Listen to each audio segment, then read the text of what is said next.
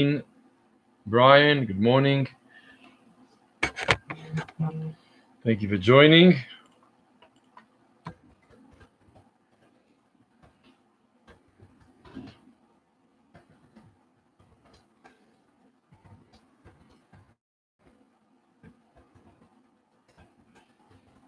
Morning, Marlene Scher. Good to see you here online. All those who are logging on now, Linda and Jaime, Drew, thank you very much for joining. A warm welcome to one and all.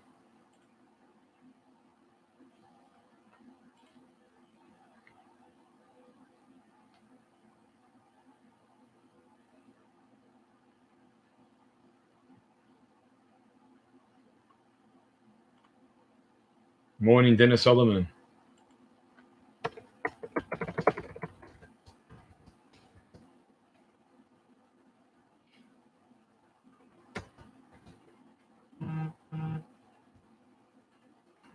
Just logging on now, please let us know you're with us.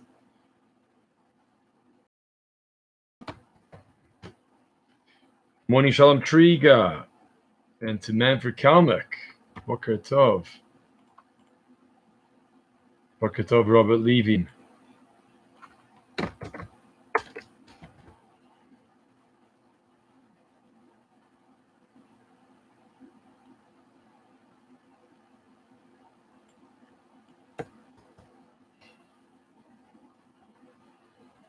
Boker Tov, Michael Stein, thank you for joining.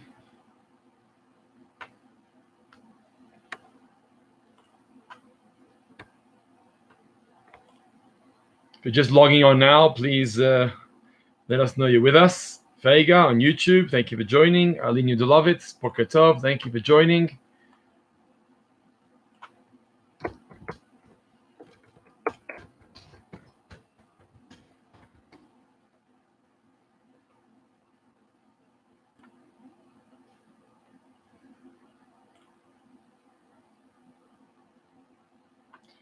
Okay, we're just waiting for everyone to come online, both on Facebook Live and YouTube Live. That's where we are this morning. If you're just coming on now, please let us know you're here. Hilton Sawitsky, thank you. Boker Tov.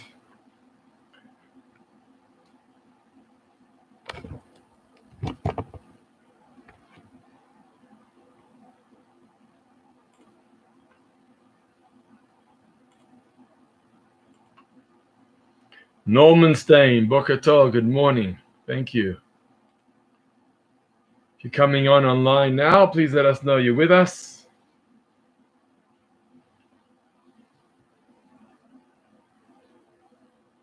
We'll just wait about a minute or so for others to log on. It's amazing. I just want to comment while we're waiting that Michael and Norman Stein, like father and son, have this chavrusa, this shir together, which is quite amazing because it's the silver lining of lockdown, that every day father and son can learn together and then discuss the topics afterwards between yourselves, and the world being running as usual. I'm not sure if father and son to learn Torah together. Good morning, Jenny Lichtenstein. Thank you for joining.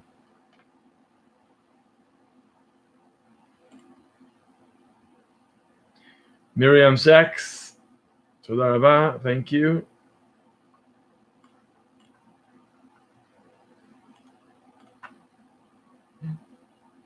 Good morning, Jeffrey. Good to see you, Jeffrey.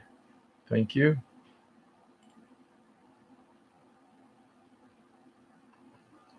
Thanks, Melissa Ganendi. Thank you.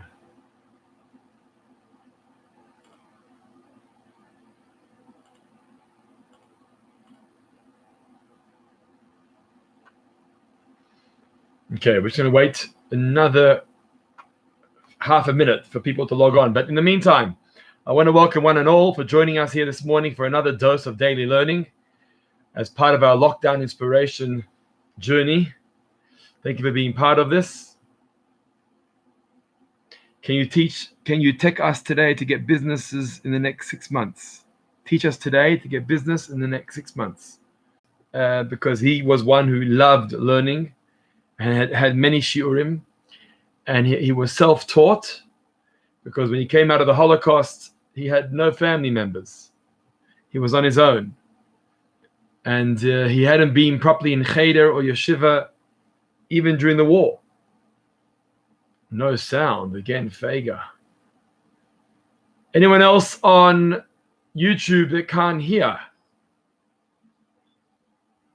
I don't know if there are other listeners here, but I hear now that YouTube does no sound. Facebook, I think, has sound. Just confirm that Facebook has sound.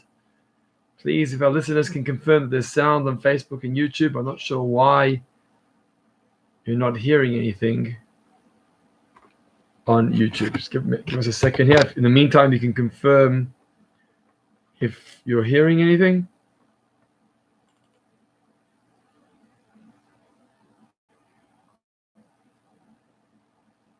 All good. Yeah, it does look all good. Okay, Sefeg, I'm not sure why you're not hearing. Thank you, everyone. Thank you. So as I was saying, today is my grandfather's yahrzeit, and he was self-taught. He came out, as you heard from my mother's presentation, which she gave to the community on Zoom the other night. My grandfather wasn't in yeshiva or cheder during his teens very much because he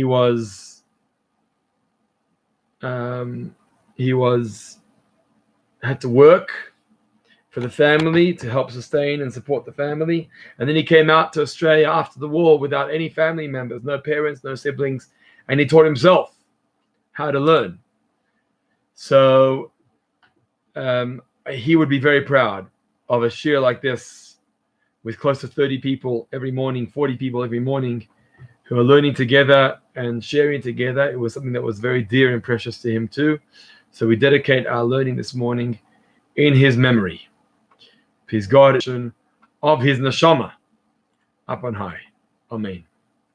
Okay, so today, besides being my grandfather's yahrzeit, it happens to be a very, very powerful day.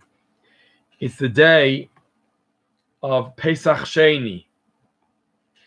Just to give a bit of context for those who aren't aware what Pesach Sheni means. Pesach Sheni is the time when the Jewish people who are impure and unable to offer up the Paschal lamb, the Korban Pesach, they asked Moshe Rabbeinu for a second opportunity in the desert. For a second opportunity. It's not fair. If we're impure, why can't we offer up the Korban Pesach on another opportunity? Father, who we called Zeta Herschel, was a living example of what it meant to have a second chance in life, of what it meant to be given a second opportunity. While he left Europe, Czechoslovakia or Hungary at the time, without any family members, not parents and not siblings, everyone were killed out. He had some cousins in Australia.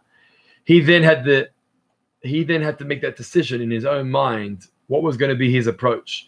Does he give up and realize, well, if life's taken away from me and my loved ones are taken away from me and my parents are taken away from me, then what is the purpose of living? That's one approach.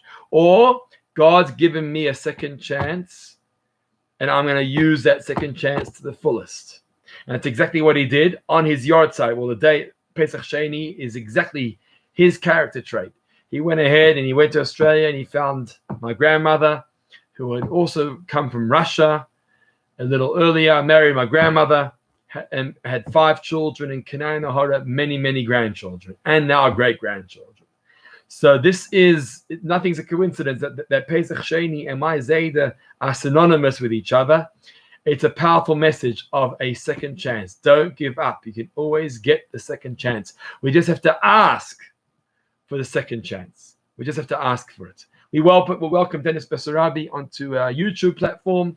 If you're just logging on now, please do share with us. Thank you for the wishes. I appreciate the wishes. Nice to have everyone here with us. Shkoach for joining. Thank you very much for being part of this. And let's engage and discuss. If you have any questions or comments, feel free to post them in the comments chat. And we will be happy to acknowledge and to address them in the class of today. We're here for the next 20 to 25 minutes. So thank you very much for being part of this. And our focus is Pesach Sheni. Our focus is second chances. Our focus is finding the energy and the strength to be able to get up and give it a second chance, which is the message of Pesach Sheni. So often we write ourselves off. So often we say, well, I wasn't born up that way, or I wasn't educated that way, or I've slipped a little bit and haven't really been doing what I want to be doing, haven't really been exercising the way I want to be exercising, haven't really been dieting the way I want to diet, haven't really been putting on tefillin every day the way I wanted to put on tefillin every day. And what the Yetzer Hara does, the evil inclination, is it's very quick to write us off. You're not someone who can strive for more, because look at the reality. You are who you are. Just face reality. That's what the Yetzer Hara tries to convince us. But look at the people in the desert. The people in the desert didn't give in. Yes, they were impure. They were unable to offer up the Paschal lamb. But that wasn't going to stop them. That wasn't going to stop them. No circumstance was going to stop them. They went to Moshe Rabbeinu and said, give us another chance. Give us another chance. We want to have a second opportunity. And Pesach Sheni is that message of a second chance. It's a message to a person who slipped up in marriage. And the first marriage didn't work. And so often it breaks the heart and breaks the family. And it breaks one's confidence in another relationship. Comes along Pesach Sheni and says, don't give up. God's giving you a second chance. Morning for Bisha Jenks. God is giving you a second chance. Maybe it's worthwhile finding a second partner, a life spouse, a spouse who will remain with you for life. The first one didn't work, but don't give up. There's a second opportunity to try it again. Or it's a lesson for one who has fallen to addiction. And a person can easily... Hi, Daryl and Shelley Smith, YouTube letting us down again. Sorry to hear that. So I can now see you online. So I'm happy you're with us now. So, a number of you have seen, I'm sure, these videos of marathon runners. And there's some very emotional videos on YouTube of marathon runners that, fall during their race or get an injury. Not just marathon runners, but all athletes who get an injury during their competition. You need strength to be able to get up again, retrain, rehab, and come back. We actually had that in our Monday night program this past Monday night, where we hosted Belev Echad, and we had Aviv and Chemi, two wounded soldiers of the IDF, who joined us from Israel and America and shared their personal stories. And Aviv was one of them. Aviv managed to get back on her feet and actually rejoin the IDF. She rejoined Tzahal to finish off her officer's course. Now that's the message of Pesach Sheni. Giving yourself a second chance. God gives us a second chance, but we give ourselves a second chance. It's a story of my Zayda, my grandfather. It's a story of Aviv, the IDF soldier. It can be each one of our own stories, where at some point in our lives we turn around and make a drastic change, even though it's not the first boat, but it can be the second boat. And that's fine. God said, that's okay. Pesach Sheni is good enough for me. The Torah, the Talmud tells us that the world was created with a letter Hey. Ot Hey is how God created the world. It's interesting that why specifically the letter Hey.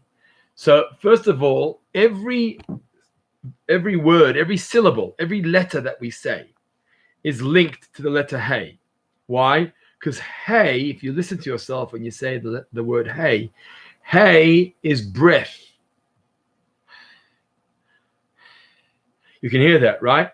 That's Hey. So every letter is linked to Hey. Hey represents speech. No matter what letter you're saying, it's letting out air from our mouths. That's the letter Hey.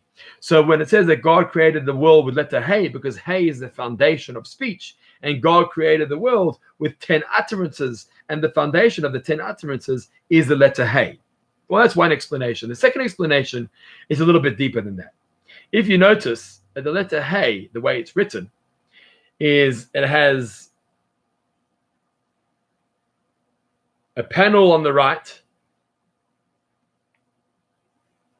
then on top, panel on top to form that sort of shape. And then it has a small leg that's hanging at the bottom. That's the letter Hey. And it's not a coincidence that God created the world with letter Hey, because Hey is so relevant to the world, and it's so relevant to the discussion of today. The Talmud asks, why is it that the letter Hey has two openings? There's an opening on top, and there's an opening from below. Two openings. Thank you, Robert Levy and Maureen, for your wishes. There's two openings from on top and from below. Why is that important? Because that's the story of Olam Hazeh, of this world we find ourselves in. This world is full of choices. You've always got the choices. Free choice. Choose what you want. But you should know that if you don't choose right, there's a hole, a gap at the bottom of the hay. That gap at the bottom of the hay is where one falls at a time of transgression. Tell kids the hole lets Hashem in. The chet is closed. Good. Well done. Thank you to the Levies. That's very true.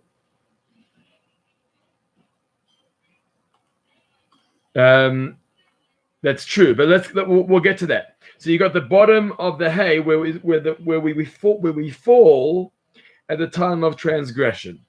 When a person does wrong, you fall to the bottom of the hay, and that means you fall into the depths of darkness. It's not a good space to be in when a person transgresses. It's not a good space to be in when we do wrong. But God's warning us that if you are going to do wrong, you should know that it's not going to be good. It's going to be dark. It's going to be gray. It's not going to be pleasant. That's the bottom of the hay. But don't give up. Don't give up, because Pesach Sheni teaches us that this world gives us the opportunity of a second chance. We've always got the chance to get up again. And therefore we have an opening at the top of the hay. The opening is where you come in from the top. You come in from the top means you've always got a chance to come back again. You've always got an opening that's going to allow you back in. Besides the opening at the bottom of the hay, which is going down to darkness and gray and challenges and a blurred reality, you can bounce back and pop in from the top of the hay. That's the message of hay. That's the message of teshuvah. That's the message of return and the message of having a second chance. I can always get back in. I can always knock on the door again and say, I'm sorry, I want to start again. I want to be given a second chance. That's the reason also why teshuvah has a hay at the end. Tashuv hay, to return to the hay. Thank you, Holton Sawitsky and Shalom Trigo, for your wishes. That's why we have the hay. You return to the hay. You can always get back in again. Always bounce back. God's giving us a second chance. In fact, we know that the Baal Teshuvah, in a way, is more superior to the Tzaddik. Or to use a loose terminology, the loose terminology is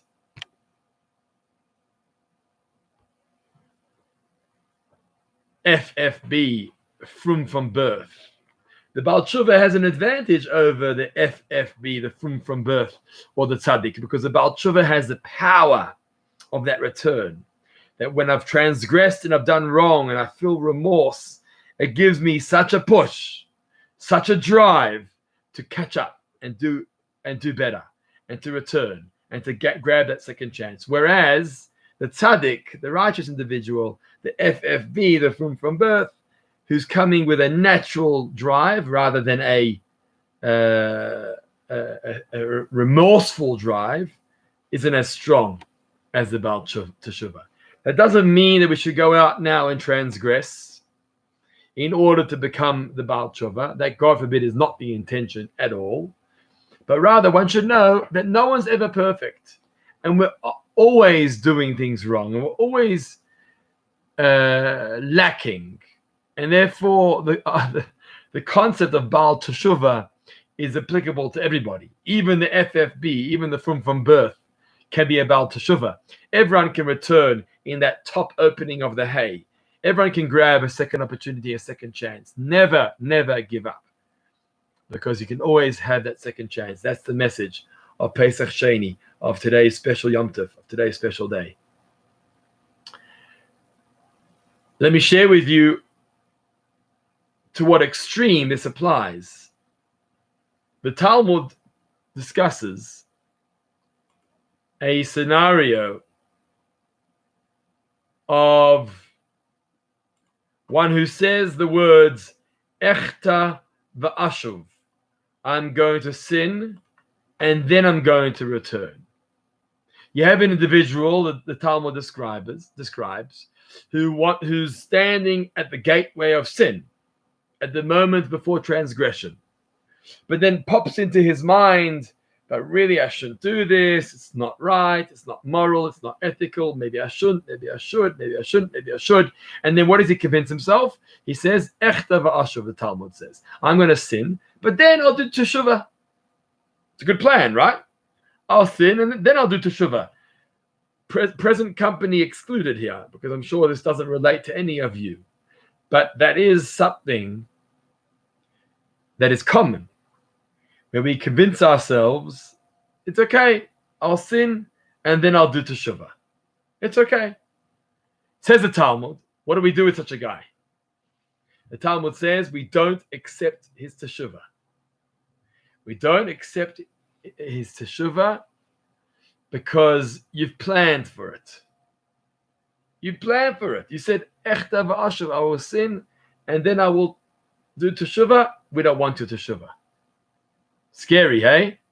This guy doesn't get the opportunity, says the Talmud, to come back to the top gateway of the letter Hey. However, Rabbi Shneur Zalman of Liadi, who wrote the famous book of Tanya, explains the Talmud. And he says, what does it mean that you're not given the opportunity to do teshuvah? It means that God is not going to assist you in returning. He's not going to stretch out his hand and say, come with me, let me help you.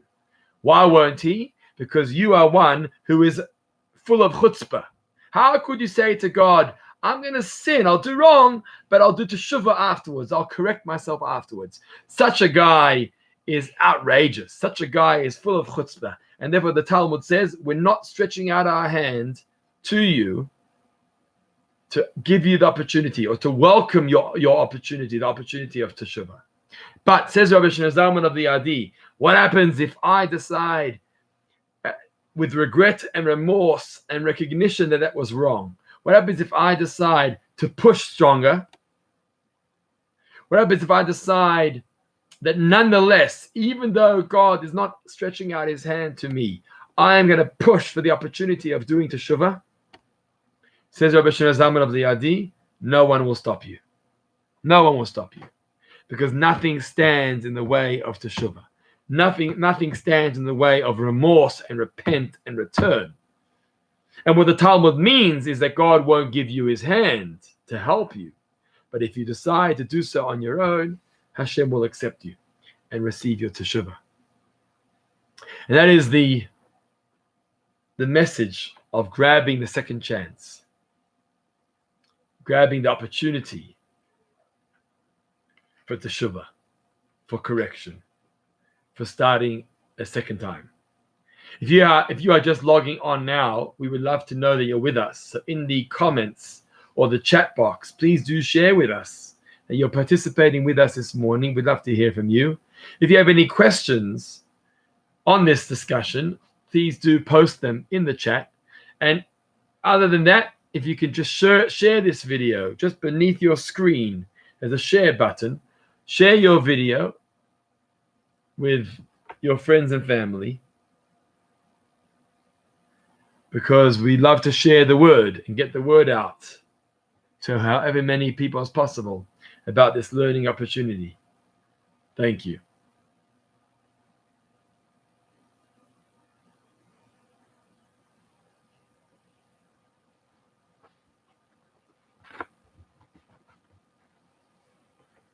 In actual fact, we see throughout the Torah stories the power of return, the power of teshuvah. From the moment go, Adam and Eve slipped up. And from the moment go, we have been given the task and the goal of repenting and correcting the wrongdoing of Adam and Eve. Where Adam and Eve abused that which they were given the trees and the plants of Gan Eden, of Eden, where it was full of spirituality and godliness. And they transgressed. They ate of the tree of knowledge, as we know. And God says, you no longer belong in Gan Eden. Get out. But should you want to come back, show me that you have repented and you have returned. And you have corrected that which you have done. And so, as a result, we now have the responsibility of correcting that, of using the world in the positive, using the world for God's service, for bringing godliness into the world. That's our role, because our role is to correct that which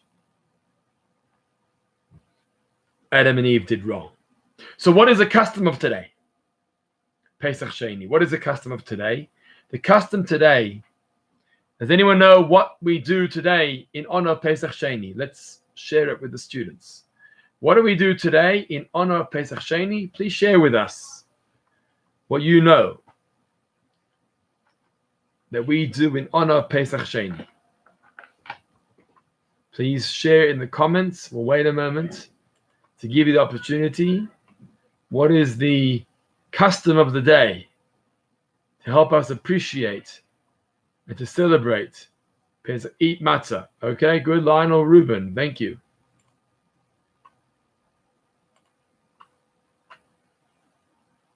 So Lionel says correctly on YouTube, on Facebook. Thank you. Thank you, Linda. Drew also coming through. Marion Sachs, thank you. Shalom Triga, you're all spot on.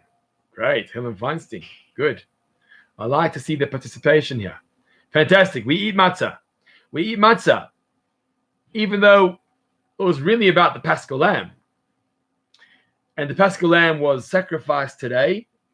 I think the Yom Tov, and the reason why I didn't say Tachanun today, and we didn't say Tachanun today, is because we're celebrating the fact that God has given us a second chance. That's the simcha. That's the joy. God doesn't write us off. God says, it's fine. I'll give you a second chance to correct yourself, to return, to repent.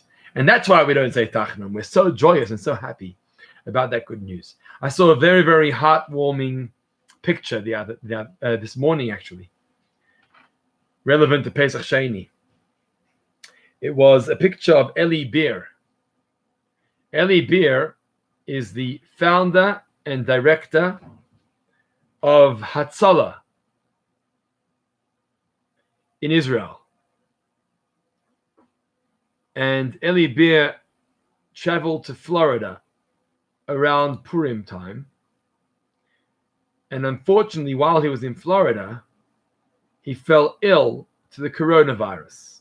You can search his name, Eli Beer, founder and director of Hatzalah. He fell ill to the coronavirus while he was in Florida.